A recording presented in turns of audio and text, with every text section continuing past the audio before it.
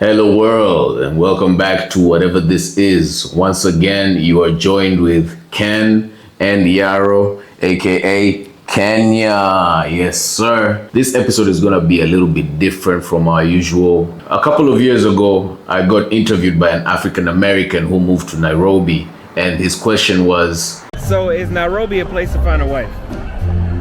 Damn. I answered his question with optimism back then. But recently, a Kenyan content creator went viral with this short video where she says, I feel like marriage Hubamba Mafala, marriage Hubamba Mafala, which is Kenyan slang for marriage only delights fools. It's simple, it's catchy, but is it true? We're gonna find out today. Let's get right into it. You gotta be patient if you're looking for a wife in Nairobi. That's what I say. Yeah, you gotta be patient. You can find a wife, but I think you're better off in the rural areas, where the foreign individuals aren't as plenty as here, man. Like here, the women here have too many options, to be honest. So this interview was about 2 years ago, and we hadn't yet met. So my answer back then, although it hasn't changed much, I can see that some of the conditions that inspired that answer have since proliferated. When this interview was done, I thought it would be easier to find a wife in the smaller towns. But I think some of the points that inspired that answer back then, they still stand. For one, Kenya is still more conservative than America. I think we have a higher percentage of youth who identify as Christians at this point of time. But I can also see that those Christian traditional values are eroding, but for good reason. Okay, these are not our heritage. These are beliefs that came from foreign lands, from foreigners. So I can empathize with the youth who are looking at this antiquated traditional Christian ritual of marriage with skepticism. If you went through any life journey that is similar to what I did, you will definitely go through some point in your life where you question whether these beliefs are worth carrying with you into your future or not. So I understand some of the sentiment from young people who are trading away from Christianity and traditional values. For African Americans who are coming to Kenya, I can see how they might find Kenyans a lot more appealing when it comes to still being attached to those traditional values, because we haven't gone as far into the new age as the West has. There's people coming back to their roots, and I think for them they expect to see the whole traditional aspect, traditional values that they crave, that's the form of community. I think that's what they're looking for here. And Africa is also evolving, so that's something that they should look into. And I think also economic factors are something to account for as well. African Americans coming to Kenya, they have more disposable income than we do. I feel like we have richer lives here in Kenya. We're more connected with our communities. So even though you might be lacking financially, I think we are very rich when it comes to community-based connections. So I can see an African lady who is living under the global poverty line seeing an African American man with this disposable income as an opportunity, maybe an opportunity to escape the financial shackles they're in. That may supersede any religious or any cultural traditions that would influence them to approach that connection with an African American man in a genuine way. As much as these African Americans are coming here with hopes of finding someone who is maybe docile, who is conservative, who adheres to traditional values, I think us being exposed to the rest of the world through the internet and media, it might make someone easily divorce those traditional qualities in hopes of escaping their financial situation. Much of what they're escaping there is already growing over here. And like I said,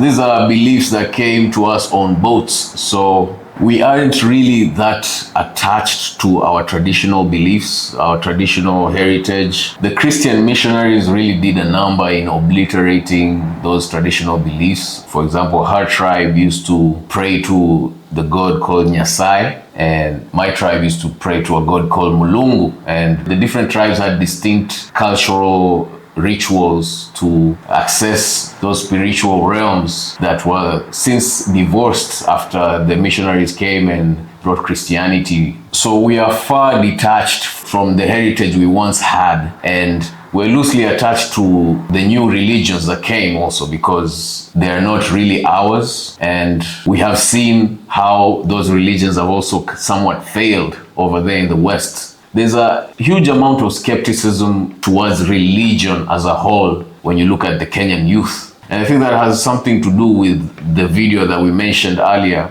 Marriage Hubamba Mafala. It's a telltale sign that the local youth are no longer tethered to some form of spirituality that they share with, first of all, their parents, previous generations, and also their ancestors. I'd also say that with the rise of social media, especially from 2020, TikTok was on the rise, and that's where the new age religion came into light, especially here in Kenya. So we had things like manifestation, reading tarot cards, and such kind of stuff. Astrology. Exactly. And they also introduced the aspect of shadow work.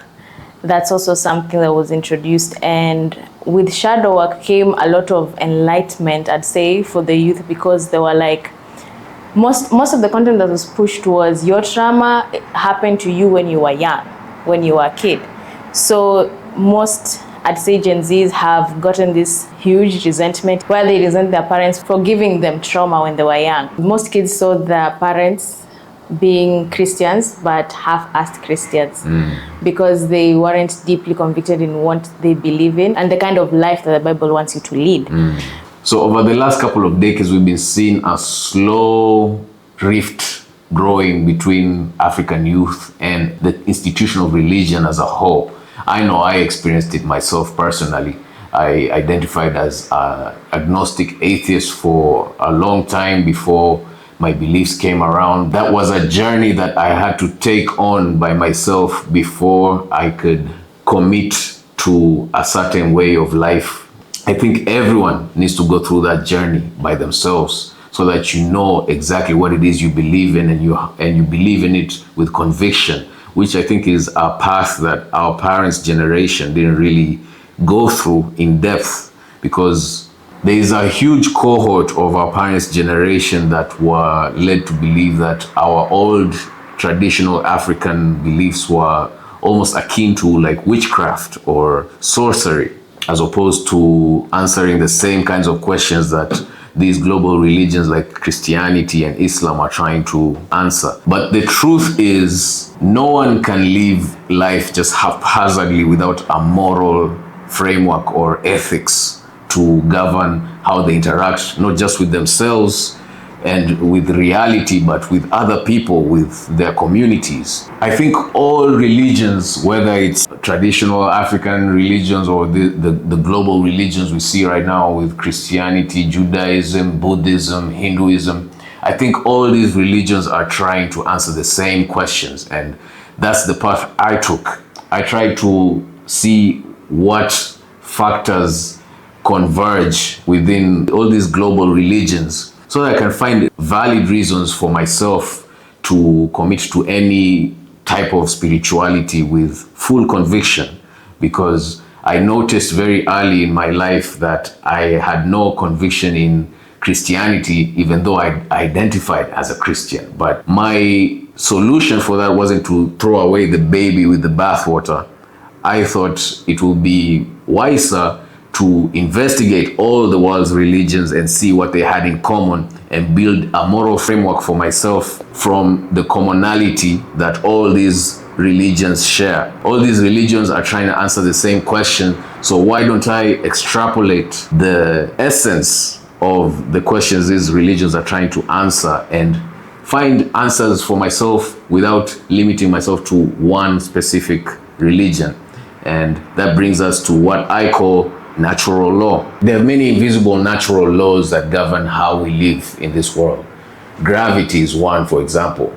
Though gravity has physical effects, there are also natural laws that have psychological, mental, spiritual, and emotional effects. One is correspondence. Every action has an equal and opposite reaction. If I say something hurtful to you, you're gonna feel something in your being. You're gonna feel something in your soul. And that is the natural law of correspondence in action. So of course, if we don't live our lives in congruence with these invisible natural laws that are there without a doubt, because every global religion acknowledges them and tries to live in line with these natural laws. So of course, if you are a person who is living their lives unaligned from the natural laws that govern this reality we live in, the experience you're gonna have, whether it's in marriage, whether it's in your personal psyche, it's not gonna be pleasant. If you want a pleasant experience in this reality, you have to live in congruence with these natural laws. And there are many frameworks that guide humans on how to live in line with reality.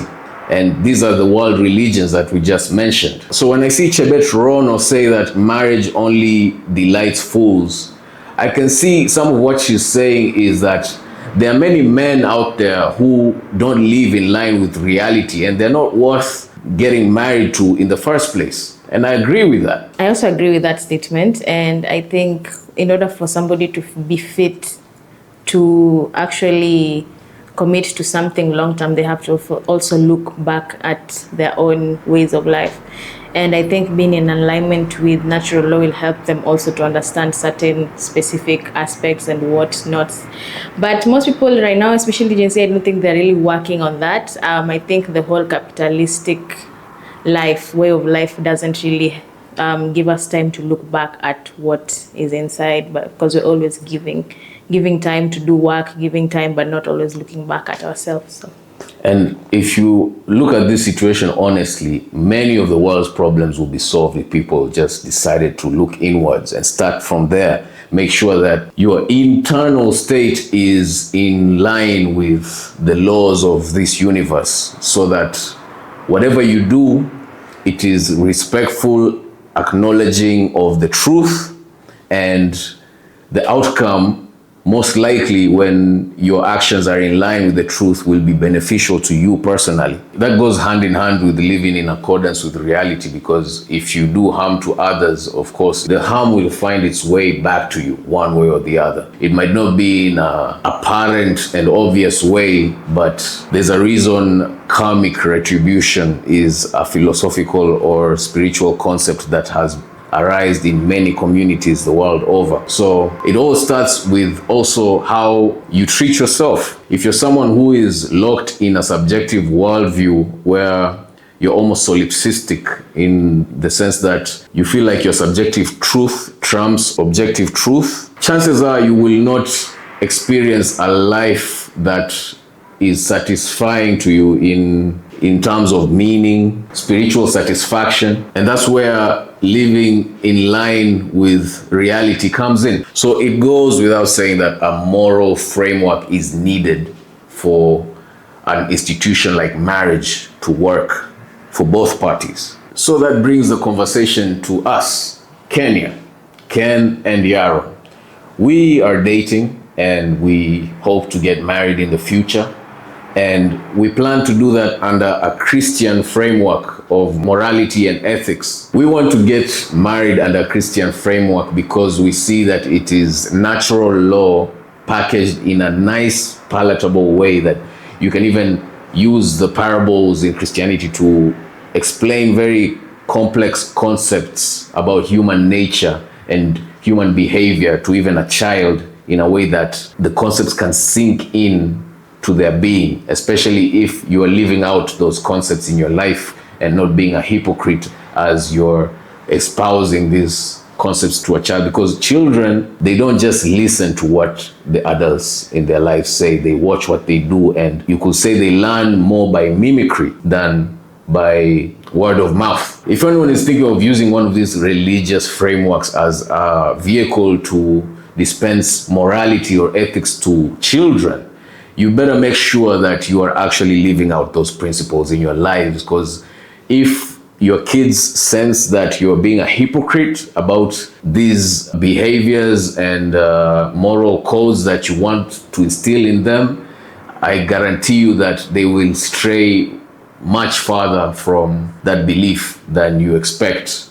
And you can see that with families that the parents or one of the parents is a pastor, but they're not really living that pastor life in their day-to-day lives. Those kids usually end up being some of the worst kids you can imagine, despite growing up in a household that purportedly espouses these moral frameworks. Unfortunately, most of our African history and heritage is lost, and if some of it was recorded, it's very sparsely connected. So we can't really derive a cohesive moral framework from the disparate sources of information we have about our traditional beliefs. However, when we see Christian values like love your neighbor as you love yourself, honor your father and mother as children, and the call to raising children in care and discipline, we don't see this as just arbitrary rules within a religion. We literally see this as the framework of reality. And if you go in line with that framework, you will have a much better experience in your life as opposed to doing the opposite. We see that as literally how reality itself is structured. You reap what you sow, cause and effect. Both Christianity and natural law point towards the same truth. And I think our traditional religions as well. If you align with reality, your life will just become more pleasant. And marriage is the institution that makes all of that possible. So when someone says marriage Hubamba Mafala, they're basically reflecting on a culture that has lost its touch on reality. Because avoiding responsibility doesn't mean that you live a peaceful and happy life. It just makes it more empty and lonely. Yeah, and it is more responsibility living a life that adheres to a moral framework. That's why you don't see successful couples going out of their way to make YouTube channels or TikTok videos to show you just how good they are having it. Because it's a lot of work to maintain a healthy and successful relationship, especially if it's grounded by godly values or values that are in line with reality. The truth is, no one is perfect. But if two imperfect people came together in honesty and worked on the imperfections together, I think that union will be much more worthwhile to both of them than if they placated this idea that they do not need to work on themselves to begin with. And you know that short statement, marriage Hubamba Mafala, it exposes the flaws in thinking in that person saying that statement. Because if marriage delights fools and I'm not for marriage, then clearly I'm not a fool, I'm a smart person. But to think avoiding marriage is a smart decision, to go at this crazy life, this crazy reality alone, to see that as a smart decision, I think that lacks wisdom. That's the sin of pride. That's very prideful. Real wisdom lies in humility, recognizing that you can't go it alone. We need each other, and that we're better off growing together than drifting apart. Unfortunately, in Kenya, marriage is not trending, but heartbreak is. And misery loves company. Exactly. And with the rise of relationship advisors like the Shirasven, the Wizard Lees, and all those pushing the narrative that soft life and single life is the way to go, I can see why that glamorized life is more pushed to the Gen Z. You can find love, but it's not gonna be easy.